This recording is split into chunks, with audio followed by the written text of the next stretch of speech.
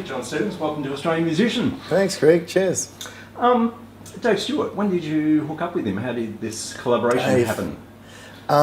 Look, the first time I hooked up with Dave was in 1987.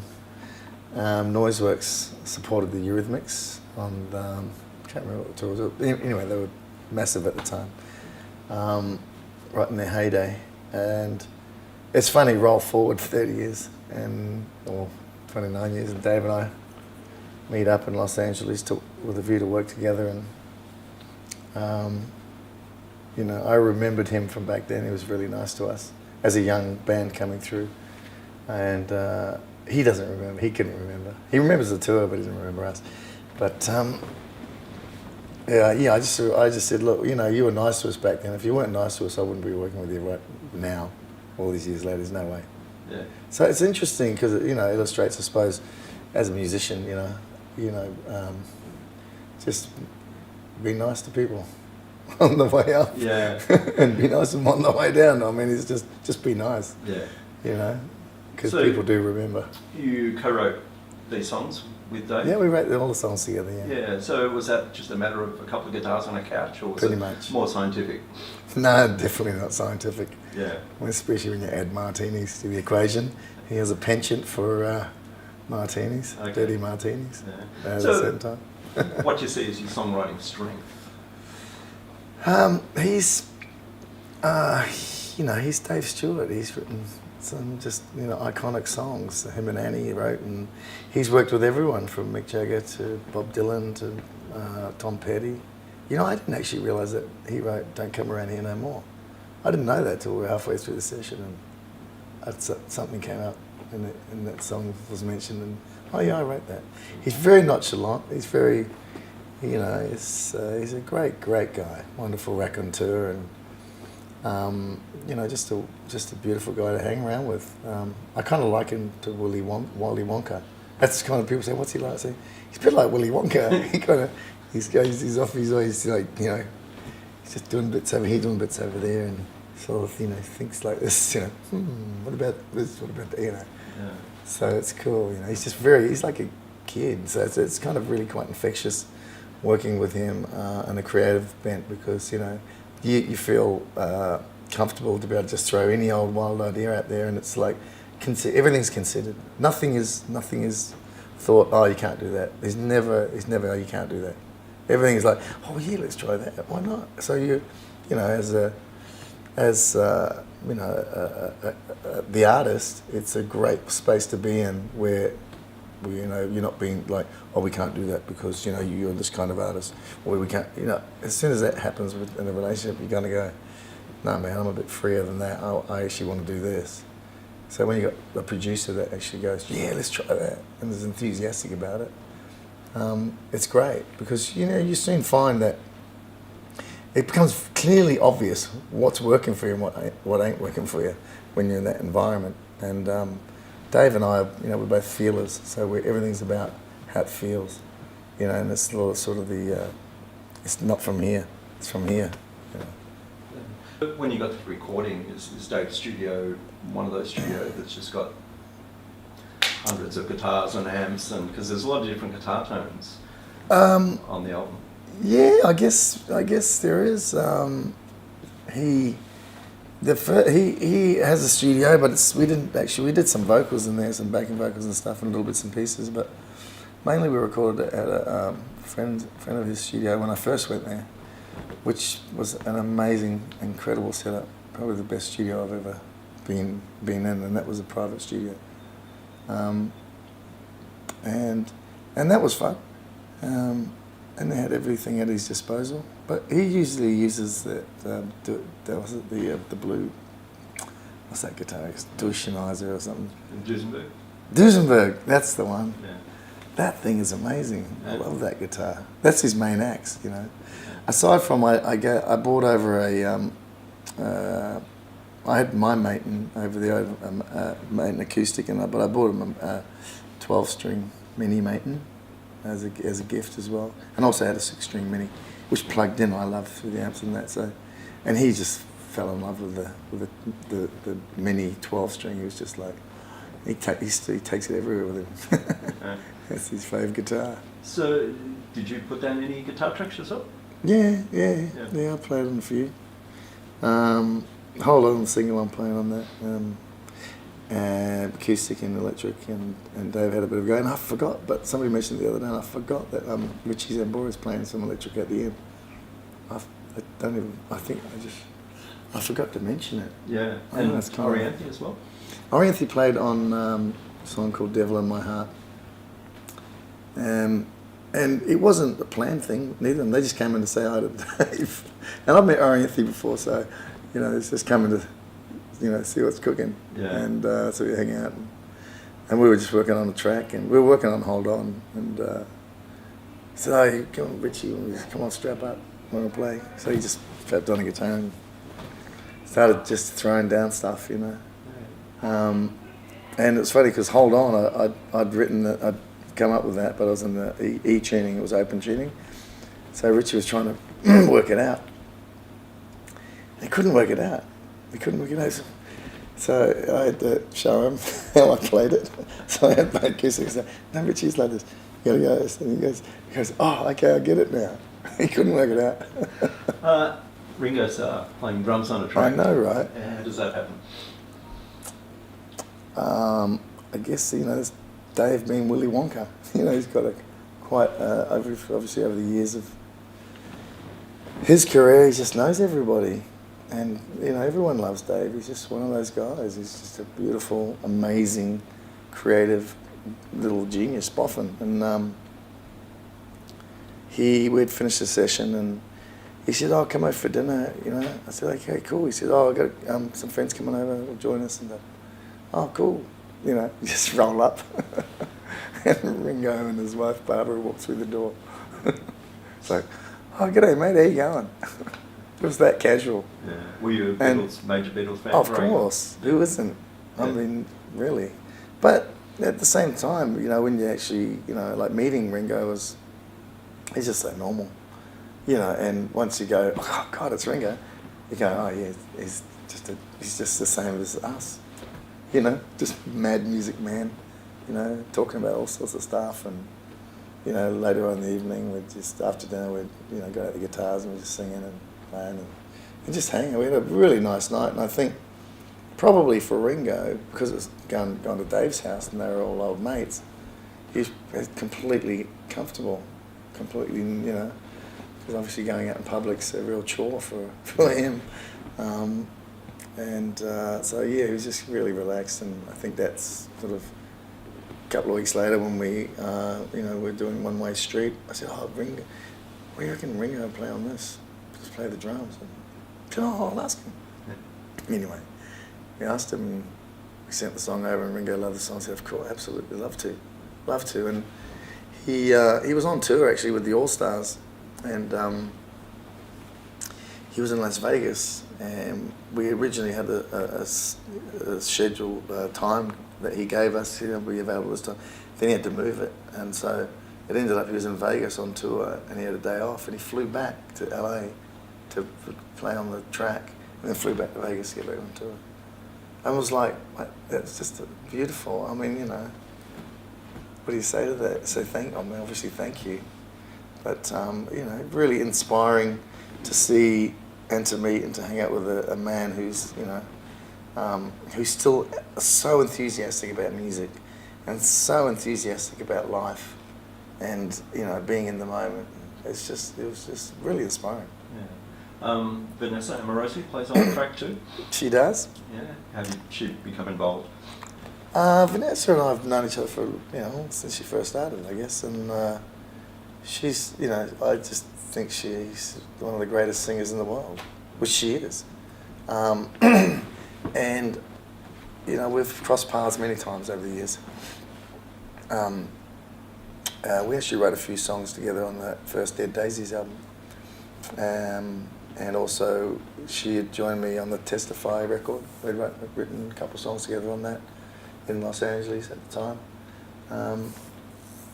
Prior to that, we'd sung together many times here in Australia.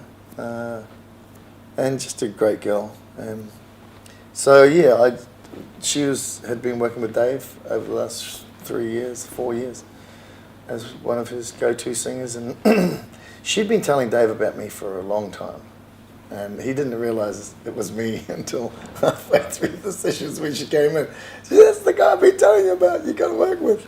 He was like, "Oh my!" And then a penny dropped for him, you know, because I was introduced to Dave through another chap I know in London, Mark Cowan, and who was I was looking to do some shows in Europe, and he was going to put together a bunch of stuff, and Mark and I got talking about making another record, and he suggested he manages Dave Stewart. I says, "You what?" He managed Dave Stewart. I love Dave Stewart. He says, "Oh, I'll play him some stuff," and so he did, and Dave just went, "I want to work with you immediately." So that was really great. It's a very big sounding album, big drums, big guitars. Was that always going to be the case? No, I had all these ideas going in. We didn't use one of them. I didn't even play them to Dave. We met going into the studio. First thing he said to me was, "Do you drink?" I went, "Yeah." And because he said, "Okay, martinis at 7 o'clock or 8 o'clock. It's a ritual that he has. You know, you don't drink before that, but when 8 o'clock in the evening or whatever, have your first martini. And you get through 2, that's all. It's not like it's drunk fest or anything. But just the routine. And so we just met on that basis, and then 10 minutes later we were strumming guitars and writing a song. And it just flowed. It was just really easy, really easy to work with him, and because he's so open. And in the creative environment, when you're working with someone like that, it's just pours out. What have you learned over the years about vocal takes, do's and don'ts? I don't have do's and I don't have don'ts. I start singing and I go, yeah. It's either there or it ain't. 99% of the time it's there, but it's more when you're writing the song, it just kind of appears. And I'm always pushing myself, I suppose, looking for that sort of emotional connection and being able to express that as a singer. That's what I'm always mindful of, I suppose, is like just getting in that zone of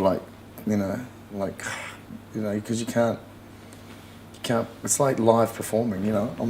It's like I gotta, standing in front of a mic, it's a real discipline. It's hard for me, you know, because I'm used to holding on to something, and all the energy from your whole body goes into that microphone, and you know. So, you know, sometimes I did some songs with holding the mic in my hand, and some I, did the other way. But it's all about getting that energy for me, because I feel it from the toes to the top of my head, just like, and when I'm getting in that zone, I can sing for 8 hours, no problem, like at full tilt. Do you need to warm up at all? Nah. Cup of tea. It's no secret that you had some health problems in the past. Did that affect your voice for a little while? Yeah, it made it better. Yeah, and the reason I say that is because I had double heart bypass, and so I just lived clean. I didn't drink alcohol, didn't smoke cigarettes. You know, I don't do drugs, so I never got into that side of things. But really, that's what when I got my strength back after the operation, that took. I was in hospital for a month, and then it was a 3-month recovery. And then to the day I did my first gig, the day the doctor said, "Okay, next 3 months you can go back to work." So for the day I did a gig in Adelaide, actually, and it was pretty scary, but I got through it. And then I did a gig the next night, and I got through that. And then that was like, it took about a year because the chest was still sensitive, and but my lung capacity. I mean, you got to realise. My main left artery was 99.9% blocked. Like I was doing gigs that week on 1% blood flow. I remember last show I did was up in Cairns, I think it was, outdoors, super hot. Just the boys said I was grey, but it's like full on gig, and and I was doing gigs on 1% blood flow. So when I came out of hospital and I got well on that, I got 100% blood flow. I was like peaking. Everything was like, it was bizarre. It was crazy. Yeah. So yeah, vocally it helped. But then, as the years went on, I started to have a few drinks again. And who are vocal greats in your mind? Vocal greats. Wow. Bon Scott, vocal great. Paul Rodgers, vocal great. Stevie Wonder, master, especially all his early stuff. Paul McCartney, vocal great. And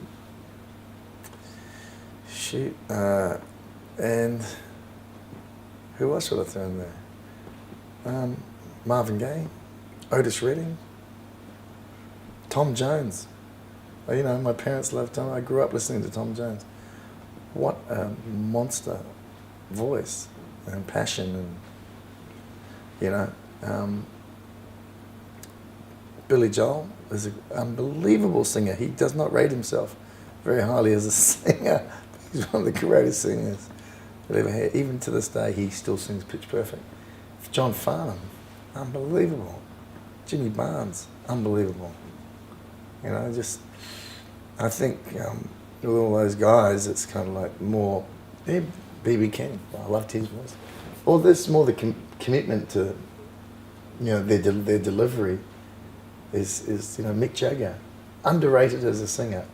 Like, people don't really consider him to be a great singer, but he's one of the great, he's unbelievable, and he's still just pounding it out. So, amazing. I want to be that, and I will be, because I'm still doing it.